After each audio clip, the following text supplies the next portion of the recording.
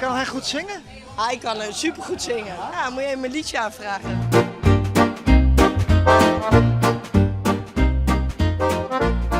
Zoals je ziet zijn we in Café Het Klavertje. Dat café wat van mijn ouders is geweest en wat ik daarna had overgenomen. Nu denk ik voor 10 jaar ongeveer. Daar zijn we nu. En je gaat ermee stappen? Ja, nog een kleine 1,5 week. En dan hou ik ermee op. Is het genoeg geweest? Gaan we andere dingen doen. Du bist wat de verste klant in? Ja, eigenlijk al. Ja, ja. Waarom kwam je dan graag?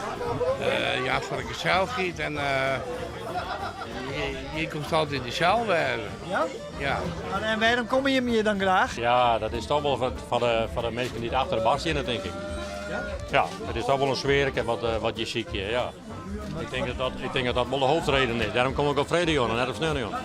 Hé, dat ik wat een eegje op. Dan bedankt de jong hier. Het gaat de microfoon en Ja? ja. Do? Ja, ja. Is toch wat jongen? Ja, ze zijn toen voor wol. Dus, ja.